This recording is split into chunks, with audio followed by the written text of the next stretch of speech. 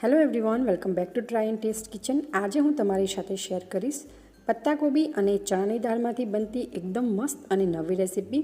તમે આ બે સામગ્રીનો યુઝ કરીને આ રેસીપી 100% ક્યારે નહીં બનાવી હશે, એકવાર જરૂરથી ટ્રાય કરજો અને રેસીપીને એન્ડ સુધી જરૂરથી જોજો, બધાને ઘરમાં ખૂબ જ પસંદ આવશે। તો ચાલો રેસીપી સ્ટાર્ટ કરીએ। જો તમને રેસીપી પસંદ આવે તો વિડીયોને લાઇક કરજો, શેર કરજો અને ચેનલને સબસ્ક્રાઈબ કરી બાજુમાં આપેલો બેલ આઇકન જરૂરથી પ્રેસ કરજો આવા નવા વિડીયો જોવા માટે। અહીંયા મેં કોબીઝનો આખા દડામાંથી ચોથા ભાગનો કોબીઝ યુઝ કર્યું છે અને એને આપણે આ રીતે કટ કરીને બાઉલમાં લઈ લઈશું। સાથે એમાં થોડું મીઠું ઉમેરી એકદમ સારી રીતે આ રીતે મિક્સ કરી લેવાનું છે। મિક્સ થઈ જાય ત્યારબાદ આપણે એને 10 મિનિટ સુધી આ રીતે જ રહેવા દઈશું, જેથી એમાં જેટલું પણ મોઇશ્ચર હોય એ રિલીઝ થઈ જાય। હવે અહીંયા મેં અડધો કપ ચણાની દાળને 4 કલાક પલાળી રાખી હતી। આપણે આંગળી વડે આ રીતે તોડીએ, તમે જોઈ શકો છો તો આસાનીથી તૂટી જાય છે, એનો મતલબ કે દાળ આપણી એકદમ પરફેક્ટલી પલળી ગઈ છે। હવે આપણે પાણી કાઢી 2 થી 3 વાર સારા પાણીએ વોશ કરી લઈશું। તો દાળ આપણી તૈયાર છે। હવે આપણે આ દાળમાંથી 1 થી 1.5 ચમચી જેટલી દાળને આપણે સાઈડમાં કાઢી લઈશું અને બીજી બધી રિમેનિંગ દાળને આપણે મિક્સર જારમાં લઈ એને આપણે પેસ્ટ બનાવી દઈશું। તો ગ્રાઇન્ડ કરતા વખતે આપણે બિલકુલ પણ પાણી એડ નથી કરવાનું, એનું ખાસ ધ્યાન રાખવાનું છે। પાણી એડ કર્યા વગર જ આપણે દરદરી આ ટાઈપની પીસી લેવાની છે। તો તમે જોઈ શકો છો કે આપણી એકદમ સરસ દાળ પીસાઈને તૈયાર થઈ ગઈ છે। હવે આપણે એને સાઈડમાં રાખીશું। તો 10 મિનિટ બાદ તમે જોઈ શકો છો કે કેબેજ થોડું લૂઝ થઈ ગયું છે, એમાંથી જે મોઇશ્ચર છે એ બધું રિલીઝ થઈ ગયું છે। આપણે હાથ વડે આ રીતે થોડું થોડું મેશ કરશું।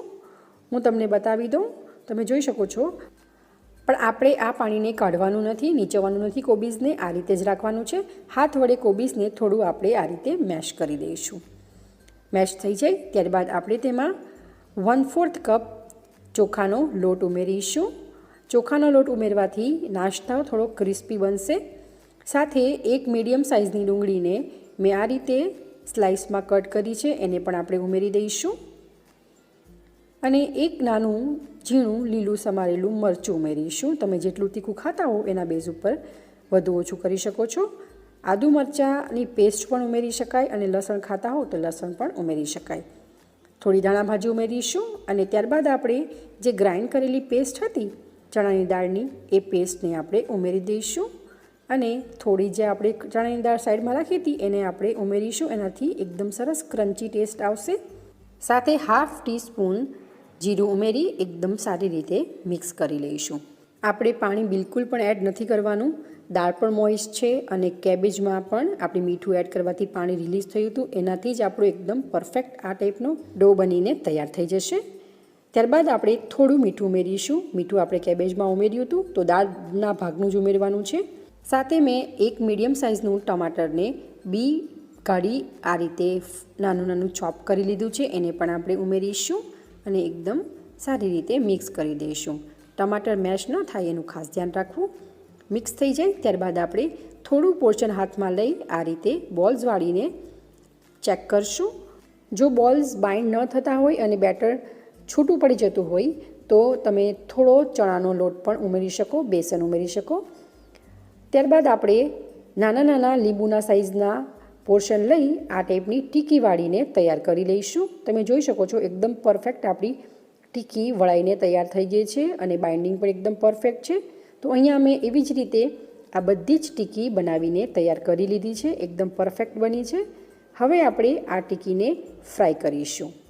તેના માટે મેં તેલ ઓલરેડી ગેસ ઉપર ગરમ કરવા માટે મૂકી દીધું હતું અને તેલ એકદમ સારું એવું ગરમ હોવું જોઈએ જ્યારે ટીકી આપણે ફ્રાય કરવા એડ કરીએ ત્યારે। તો તેલમાં જેટલી આવે એટલી આપણે ટીકીને તેલમાં ઉમેરી દઈશું। પહેલી 1 મિનિટ આપણે ટીકીને હાઈ ફ્લેમ ઉપર જ ફ્રાય કરવાની છે, જેથી ઉપરનું જે લેયર છે એકદમ સારી રીતે સેટ થઈ જાય અને ટીકી આપણી તૂટે નહીં। 1 થી 1.5 મિનિટ બાદ આપણે ટીકી ઉપર આ રીતે તેલ અપ્લાય કરવાનું છે, જેથી ઉપરની જે લેયર છે એકદમ સારી રીતે સેટ થઈ જાય અને ટીકીને આપણે ફ્રાય થવા દઈશું। 1 થી 1.5 મિનિટ બાદ આપણે ટીકીની સાઈડને ચેન્જ કરી દઈશું।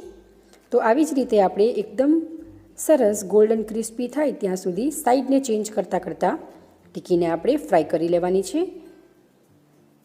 1 થી 1.5 મિનિટ બાદ આપણે ગેસની ફ્લેમને મીડિયમ કરી દેવાની છે બિકોઝ જો તમે હાઈ ફ્લેમ પર ફ્રાય કરશો તો ઉપરથી ક્રિસ્પી થઈ જશે, અંદરથી કાચી રહેશે.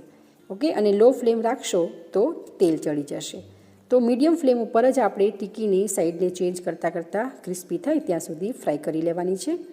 તો તમે જોઈ શકો છો એકદમ સરસ આપણો ગોલ્ડન કલર આવી ગયો છે ટિક્કીનો અને એકદમ ક્રિસ્પી બની છે. હવે આપણે એક્સ્ટ્રા ઓઇલ રિમૂવ કરી ટિશ્યુ પેપરવાળી પ્લેટમાં ટિક્કીને કાઢી લઈશું. તો આવી જ રીતે આપણે બધી જ ટિક્કી ફ્રાય કરી લઈશું. તો જેને જોતાં જ ખાવાનું મન થઈ જાય અને ઘરમાં બધાને જ ભાવે એવી ગરમા ગરમ કેબેજ અને ચણાની દાળની ટિક્કીને સર્વિંગ પ્લેટમાં સર્વ કરી લઈશું. તમે એને કેચઅપ ચટણી સાથે સર્વ કરી શકો છો.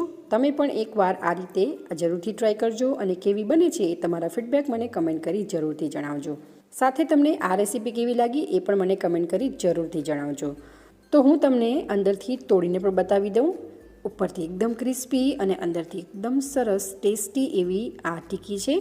જો તમને આ રેસીપી પસંદ આવી હોય તો વિડીયોને લાઇક કરજો, શેર કરજો અને આવી નવી નવી રેસીપી જોવા માટે ચેનલને સબસ્ક્રાઈબ કરવાનું ભૂલશો નહીં. તો ચલો ફરી મળીશું એક આવી જ નવી રેસીપી સાથે. Thank you for watching.